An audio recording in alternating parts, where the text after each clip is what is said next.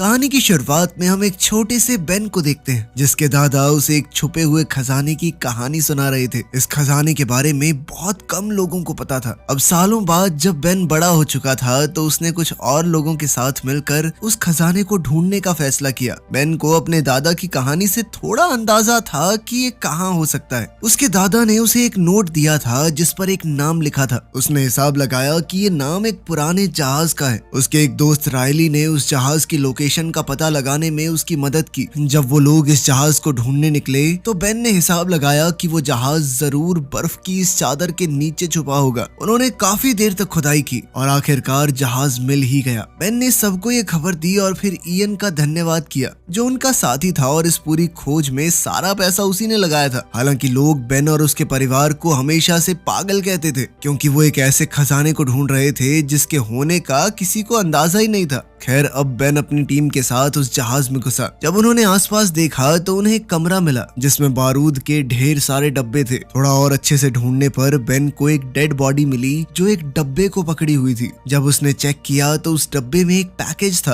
और उसके अंदर एक पाइप थी। बेन सोचने लगा कि इस पाइप में इतना भी क्या खास है कि इसके लिए कोई अपनी जान दे गया। तभी उसने देखा कि पाइप पर कुछ लिखा था। उसने अपना खून इस्तेमाल करके समझने की कोशिश की कि आखिर उस पर लिखा क्या है। जब उसे वो लिखावट समझ आई तो वो समझ गया कि ये एक और सुराग है। ये बात इयन को बिल्कुल पसंद नहीं है। इतना पैसा लगाने और खोजबीन करने के बाद भी उनके हाथ बस एक सुराग लगा था। इस बात से इयन बहुत चिढ़ गया, लेकिन बेन ने उस सुराग में छुपी पहेली को सुलझा लिया। उसने बताया कि एक अदृश्य नक्शे के बारे में है जो अमेरिका के सबसे जरूरी डॉक्यूमेंट डिक्लेरेशन ऑफ इंडिपेंडेंस के पीछे छुपा हुआ है। जैसे ही बेन ने कहा कि इस दस्तावेज तक पहुंचना और उसका मिलना बहुत मुश्किल होगा तो इयन ने सीधा कह दिया तो चुरा लेते हैं उसे। इस बात से बेन ने साफ इनकार कर दिया और कहा कि मैं ऐसा नहीं होने दूंगा। तब इयन ने अपने आदमी शॉ को बेन पर बंदूक तानने को कहा, लेकिन इयन कहीं ना कहीं ये बात भी अच्छे से जानता था कि अगर बेन नहीं होगा तो आगे की पहेलियां कौन सुलझाएगा। इसलिए इयन ने बेन के दोस्त रायली को जान से मारने की धमकी दी।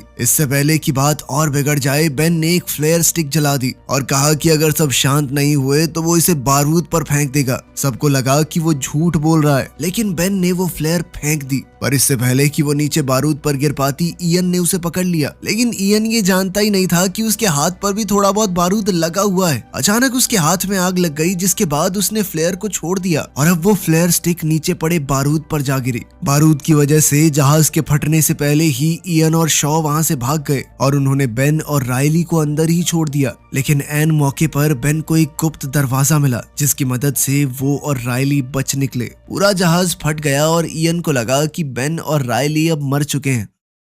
शहर लौटने के बाद बेन और रायली FBI के हेडक्वार्टर्स गए और उन्हें एक टिप दी कि कुछ ही दिनों में एक आदमी डिक्लेरेशन ऑफ इंडिपेंडेंस को चुराने वाला है। लेकिन उनकी इस बात पर किसी ने विश्वास नहीं किया। फिर वो दोनों नेशनल आर्काइव्स म्यूजियम गए जहां वो डॉक्यूमेंट मौजूद था। उन्होंने वहां के डायरेक्टर एबिगेल से मिलने की कोशिश की, लेकिन जब उन्होंने उसे वो कहानी सुनाई और बताया कि इस डॉक्यूमेंट के पीछे एक नक्शा छुपा है तो एबिगेल ने उनकी बात पर विश्वास नहीं किया। उसे लगा कि उनकी सारी बातें झूठी हैं। जब वो एबिगेल के ऑफिस से निकल रहे थे तो दोनों ने उस दस्तावेज को देखा और उसे कुछ देर तक निहारते रहे। अभी अचानक बेन ने कहा कि हमें इसे चुराना होगा ताकि ये इयन के हाथ तो ना लग पाए। इस पर रायली ने कहा कि इसे चुराना इम्पॉसिबल है, यहाँ पर सिक्योरिटी देखी है तूने। इसके बाद उसने बेन को लाइब्रेरी में ले जाकर डिटेल में बताया कि ये डॉक्यूमेंट कितनी सिक्योर जगह पर है। लेकिन बेन ने कहा कि हमें कुछ ऐसा करना है कि वो इस डॉक्यूमेंट को वहाँ से हटाकर प्रिजर्वेशन रूम में शिफ्ट कर दें। वहाँ सिक्योरिटी काफी कम है। हालांकि रायली को इस प्लान पर कुछ खास भरोसा तो था नहीं, लेकिन फिर भी वो बेन की मदद करने के लिए मान गया। फिर दोनों ने प्लान ढंग से बनाना शुरू किया। उन्हें सबसे पहले एबिगेल के फिंगरप्रिंट्स चाहिए और फिर प्रिजर्वेशन रूम के कोड्स चुराने होंगे। इसके लिए बेन ने एबिगेल को एक गिफ्ट भेजा जिसके अंदर एक स्पेशल केमिकल लगा हुआ था। फिर जब वो कोड डालने के लिए बटन दबाएगी तो वहां उसके फिंगरप्रिंट रह जाएंगे। और शुरुआत में तो ये प्लान बिल्कुल वैसे ही काम कर रहा था जैसा बेन चाहता था, लेकिन दूसरी ओर इयन भी अपने कुछ आदमी तैयार कर रहा था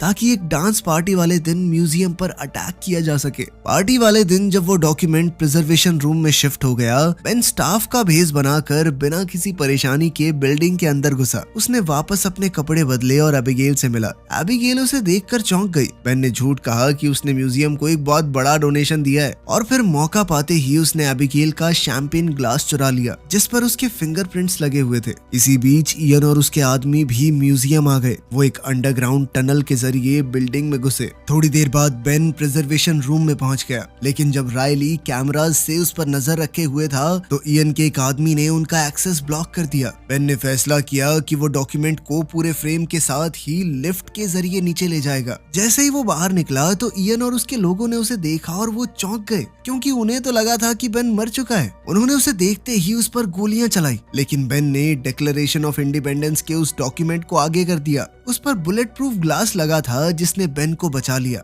आखिरकार किसी तरह बेन लिफ्ट में घुस गया और उसने डॉक्यूमेंट को उसके प्रोटेक्टिव कवर से बाहर निकाला। जैसे ही बेन बाहर निकलने लगा उसने एबिगेल की नजरों से बचने की कोशिश की, जिसने ये कंफर्म कर लिया था कि बेन का नाम गेस्ट लिस्ट में था ही नहीं। इसके बाद बेन म्यूजियम के एक स्टोर में छुप गया, लेकिन जब वो डॉक्यूमेंट के साथ वहां से निकलने लगा तो कैशियर ने सोचा कि वो डॉक्यूमेंट की कॉपी चुराने की कोशिश कर रहा है जो बिल्कुल सेम साइज में वहाँ सेल पर थी। उसने बेन से कहा कि तुम्हें पेमेंट करनी होगी वरना सिक्योरिटी बुला रही हूँ मैं। बेन ने वहां से चुपचाप बचकर निकलने के चक्कर में कार्ड से पेमेंट कर दी क्योंकि उसके पास ज्यादा कैश नहीं था।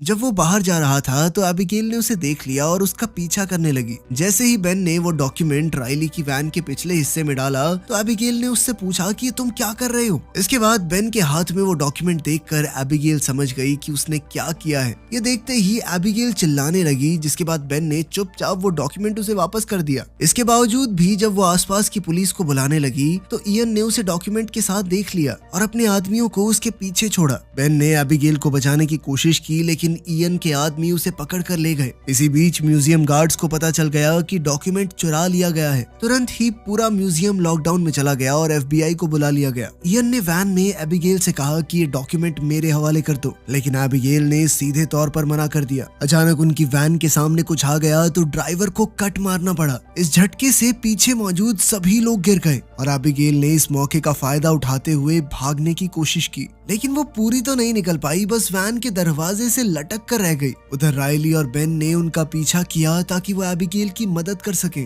थोड़ी देर बाद इयन एबिगेल से वो डॉक्यूमेंट लेने में कामयाब रहा। तभी बेन ने मौका देखकर एबिगेल को रायली की वैन में खींच लिया, जिससे उसकी जान बच गई। वो लोग अब मेन रोड से हट गए, लेकिन जब इयन ने रुकने के बाद डॉक्यूमेंट खोला तो उसे पता चला कि वो तो नकली है। बेन उन्हें चकमा देकर भाग गया था। एबिगेल बहुत नाराज थी कि बेन ने वो डॉक्यूमेंट चुराया और अब वो किसी गुंडे के हाथ में है, लेकिन तभी बेन ने असली डॉक्यूमेंट निकाला और बताया कि उसने एक नकली भी खरीद लिया था ताकि अगर कुछ प्रॉब्लम हो तो असली वाला सेफ रहे। बेन ने ये भी बताया कि मैंने सिर्फ डॉक्यूमेंट इसलिए चुराया था ताकि इयन उसे न चुरा ले, क्योंकि वो खजाना ढूंढने के लिए बेताब है। जब बेन और रायली ने सोचा कि डॉक्यूमेंट के पीछे कोई केमिकल लगाकर क्लू ढूंढते हैं तो एबिगेल ने साफ मना कर दिया। उसने कहा कि ऐसे तो ये खराब हो जाएगा, लेकिन रायली ने उसे टेंशन ना लेने को कहा क्योंकि वो भी ऐसा कुछ नहीं करने वाले जिससे ये डॉक्यूमेंट खराब हो। लेकिन उनके पास जो सामान तैयार पड़ा था वो बेन के घर पर है और बेन अब वहां जा नहीं सकता क्योंकि एफबीआई उन्हें ढूंढते हुए पहले ही वहां पहुंच गई होगी।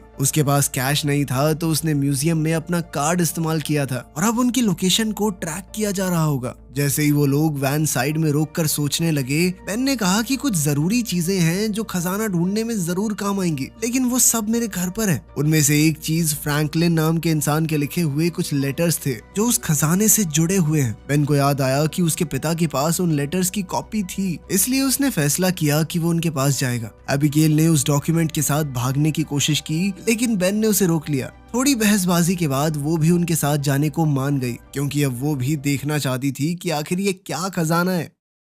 इसी दौरान एफबीआई एजेंट सेड्यूस्की ने बेन के घर पर रेड की। उन्हें वहां बेन की काफी सारी चीजें मिली, वो चिट्ठियां भी जिनके बारे में बेन बात कर रहा था। साथ ही उसने अपने लोगों को बेन के परिवार वालों का पता लगाने को कहा। थोड़ी देर बाद बेन अपने पिता पैट्रिक के घर पहुंचा। पैट्रिक ने कहा कि मेरा एक ही सपना है कि तुम मुझसे मिलने आए, लेकिन खजाने के बारे में नहीं। जिस पर बेन ने कहा कि हाँ, तो मैं आपसे मिलने ही तो आया हूँ। पापा बेटा साथ में टाइम स्पेंड करेंगे, मजा आएगा। बस एक बार वो लेटर्स होंगे आपके पास, वो दे दो मुझे, फिर करते हैं टाइम स्पेंड। इस बात से पैट्रिक बहुत गुस्सा हो गया। उसने कहा कि किसी की गलती से सीखते हो कि नहीं तुम? मैंने अपनी पूरी जिंदगी इस खजाने को ढूंढने में झोंक दी, तुम भी अपनी जिंदगी ऐसे ही खराब करना चाहते हो? उसने कहा कि ऐसा कोई खजाना है ही नहीं, ये सिर्फ देश के दुश्मनों को गुमराह करने के लिए बनाया गया है, ये बस ऐसे ही कहानी बना दी है किसी ने। लेकिन बेन ने अपने पिता की बात पर ध्यान नहीं दिया। थोड़ी देर बाद जब उन्होंने उस डॉक्यूमेंट के पिछले हिस्से की जांच की तो उन्हें कुछ खास कोड्स मिले जो उन चिट्ठियों से जुड़े हुए हैं जिनके लिए वो यहाँ आए थे। जब बेन ने दोबारा पैट्रिक से वो चिट्ठियां मांगी तो पैट्रिक ने कहा कि मैंने तो पहले ही उन्हें फिलाडेल्फिया के एक म्यूजियम को दे दिया है। ये सुनकर बेन एबिगेल और रायली के साथ वहाँ से चला गया। जब FBI पैट्रिक के घर पहुंची तो उन्हें सिर्फ पैट्रिक एक कुर्सी से बंधा हुआ मिला। उसने कहा कि मेरा बेटा ऐसे ही बांध के चला गया मुझे, साथ में मेरी गाड़ी भी ले गया वो। जिसके बाद सेडुस्की ने तुरंत अपने लोगों को गाड़ी का नंबर ट्रैक करने को कहा।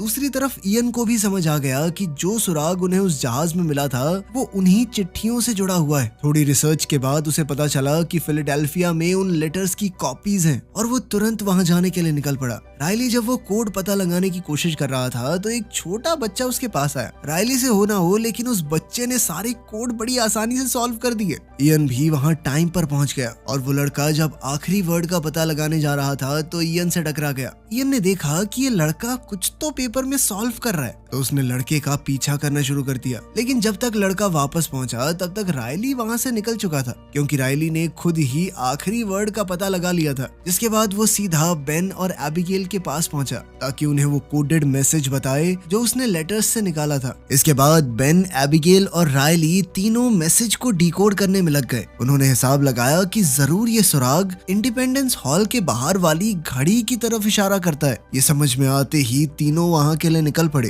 ताकि अगला क्लू जल्द से जल्द ढूंढ सके। वहीं दूसरी तरफ इयन ने भी उस स्कूल वाले लड़के को पैसे देकर ये पता लगा लिया कि आखिर उसने रायली को क्या बताया था। जल्द ही इयन भी इंडिपेंडेंस हॉल की तरफ निकल पड़ा। वहां बेन ने घड़ी की डायरेक्शन को फॉलो किया और देखा कि दीवार की एक ईंट पर एक खास निशान है। उसने उस निशान वाली जगह से ईंट हटाई और अंदर एक पुराना सा चश्मा मिला। ये एक खास तरह का चश्मा था। बेन तुरंत एबिगेल और रायली के पास गया और उन्हें वो चश्मे दिखाए। फिर बेन ने वो चश्मा पहना और डिक्लेरेशन ऑफ इंडिपेंडेंस के पीछे वाले मैप को देखा। तब उसे एक खास निशान दिखाई दिया और उसके पास ही कुछ शब्दों में लिखा हुआ मैसेज भी था। लेकिन उसी वक्त उन्होंने देखा कि इयन अपने लोगों के साथ वहां घूम रहा है, तो उन्होंने फैसला किया कि वो अलग अलग हो जाएंगे। एबिगेल और रायली के पास वो डिक्लेरेशन डॉक्यूमेंट था और वो जल्द ही उसे साथ लेकर निकल गए। इयन से बचते बचते वो दोनों काफी दूर निकल गए। लेकिन एक वक्त ऐसा आया कि एक बस उनके बहुत करीब आ गई और उनकी टक्कर होने ही वाली थी। इसी अफरा तफरी में इयन ने उनसे डिक्लेरेशन का वो डॉक्यूमेंट छीन लिया। एबिगेल और रायली ने तुरंत बेन को फोन किया और बताया कि क्या हुआ है। बेन ने कहा कि सब जल्दी से गाड़ी के पास मिलते हैं। लेकिन FBI को बेन की गाड़ी पहले ही मिल चुकी थी और जैसे ही बेन वहां पहुंचा तो FBI ने उसे अरेस्ट कर लिया। एबिगेल और रायली समय से थोड़ा लेट पहुंचे और FBI को देखते ही चुपके से वहां से भाग निकले।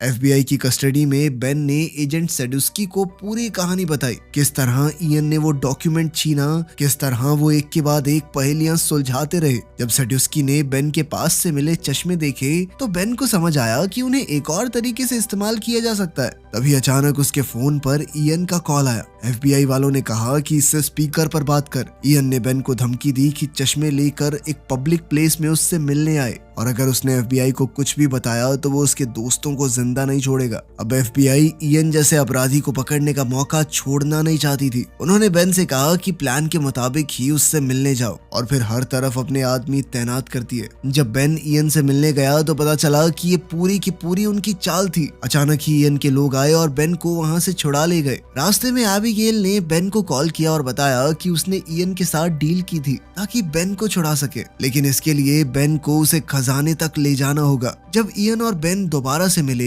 तो इयन ने वो डिक्लेरेशन का डॉक्यूमेंट और वो पुरानी पाइप वापस दी, वही जो जहाज में मिली थी। फिर इयन ने बेन से पिछला क्लू मांगा। जब बेन ने कहा कि मेरे पास कुछ नहीं है, मुझे नहीं पता, तब इयन ने दिखाया कि उसने बेन के पिता पैट्रिक को किडनैप कर रखा है। इस धमकी के बाद बेन को सच कबूलना पड़ा और उसने बताया कि जो निशान उसने मैप में देखा था वो एक चर्च का सिंबल है। जल्द ही वो तीनों उस चर्च तक पहुंच गए। बेन ने फिर से उन खास खास चश्मों का इस्तेमाल किया और मैप को देखा। इस बार उसे एक अलग सा सुराग मिला, एक अजीब सा नाम। सब कंफ्यूज हो गए कि इसका मतलब क्या हो सकता है। तब उन्हें समझ आया कि चर्च के नीचे लोगों को दफनाने की जगह है। जिसके बाद इयन और उसके सभी साथी तुरंत ही नीचे चले गए। पैट्रिक ने चुपके से बेन को बताया कि उन्हें कोई तरीका ढूंढना होगा इयन से छुटकारा पाने का, क्योंकि जब तक हम इयन के काम आएंगे तब तक ही जिंदा हैं, उसके बाद मार देगा हमें। तभी इयन ने फोन किया और बेन से पूछा कि अगला क्लू क्या है। मैप में लिखे नाम को ढूंढकर उन्होंने वहां से दीवार तोड़ी जिसके पीछे एक सुरंग जा रही थी। इयन ने बेन से कहा कि वो आगे चले। अंदर जाने के बाद उन्हें एक बहुत पुरानी जगह मिली जिसे शायद सालों से नहीं खोला गया था। वहाँ लकड़ी की सीढ़ियाँ और एक पुरानी लिफ्ट भी थी। पैट्रिक ने सबको कहा कि ये लकड़ी की सीढ़ियाँ खतरनाक हैं, इतने सालों से कोई आया नहीं है यहाँ पे, टूट जाएंगी। लेकिन इयन ने सबको जबरदस्ती नीचे जाने को कहा।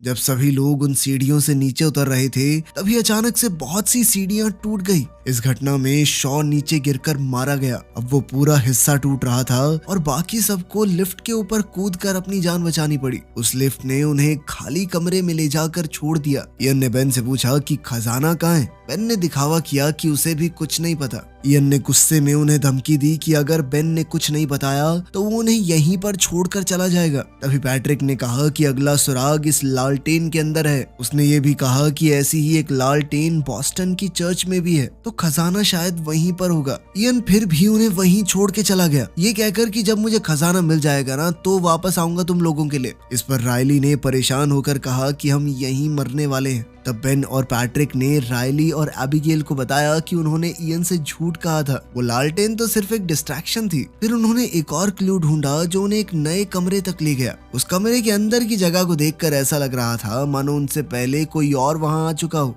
बेन थोड़ा उदास हो गया और अपने पिता पैट्रिक से कहा कि आप हमेशा सही कहते थे, शायद कोई खजाना है ही नहीं। इस पर पैट्रिक ने कहा कि नहीं, इतना हताश होने की जरूरत नहीं है, बस हमसे पहले कोई पहुंच गया यहाँ पे। लेकिन बेन अब भी हार मानने को तैयार नहीं था। वो अब भी दीवारों में सुराग ढूंढता रहा। तब उसने कुछ खास ताले देखे जिनमें से एक लॉक मिसिंग था। उसका आकार बिल्कुल उस पाइप जैसा था जो उन्हें उस जहाज में मिली थी। बेन ने पाइप निकाली और लॉक में फिट की और जैसे ही लॉक घुमा तो एक सीक्रेट रूम खुल गया और आखिरकार उसके पीछे था खजाना। पूरा कमरा खजाने से भरा हुआ था। पुरानी किताबें, gold coins, jewellery, antique items वगैरह वगैरह। जो चीज पैट्रिक और उसके पिता ने सालों तक ढूंढी थी वो यहाँ थी। सब लोग खुशी से झूम उठे। थोड़ी देर ढूंढने के बाद उन्हें बाहर जाती हुई सीढ़ियां भी मिल गई। बेन सबसे पहले बाहर निकला और वहां उसे एक आदमी मिला। बेन ने उससे फोन मांगकर सेड्यूस्की को कॉल किया। सेड्यूस्की कुछ ही देर में आ गया और बेन ने उसे खजाने के बारे में बताया और साथ ही ये भी कहा कि मुझे कुछ नहीं चाहिए, लेकिन उसने कुछ कंडीशन रखी। पहली थी कि एबिगेल के ऊपर कोई एक्शन न लिया जाए। खजाने को ढूंढने का पूरा श्रेय उसे और उसके परिवार को मिले।